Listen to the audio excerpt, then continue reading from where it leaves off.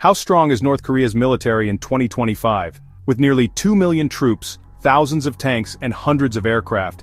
Does it really stand as a global threat? Let's break it down. North Korea, one of the world's most secretive nations. Even with a tiny economy, it keeps a staggering military force on standby, always ready. In this video, I'm going to unpack the numbers behind North Korea's military power in 2025, and ask, is it actually enough to challenge its neighbors or even the world? Let's start with the money. North Korea's GDP, adjusted for purchasing power, sits around $72 billion. That's smaller than the city of Seattle. Yet, out of this, they dedicate about $4.7 billion to defense spending. Over 6% of their entire economy. Their national debt and foreign reserves are almost equal, at about $5.5 billion each. Basically, this is a country where nearly everything takes a backseat to the military. Next, manpower. North Korea's population is roughly 26 million, and nearly 2 million people are in uniform. That's about 1.32 million active soldiers, 560,000 in reserve, and another 100,000 paramilitary troops. To put it simply, more than a third of the population is eligible for military service. It's one of the biggest armies in the world, on paper. But how about air power?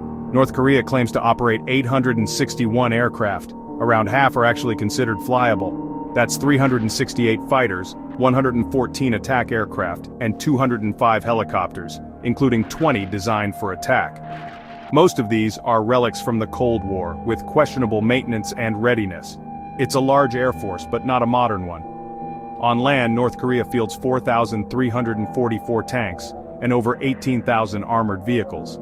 Add in 1,500 rocket artillery pieces, and you get a picture of massive firepower. But again, quantity doesn't always mean quality. Most of this equipment is Soviet-era or locally modified, and would struggle against modern tech. Now the Navy. North Korea has 207 ships, including 13 submarines, no aircraft carriers, and only 2 frigates.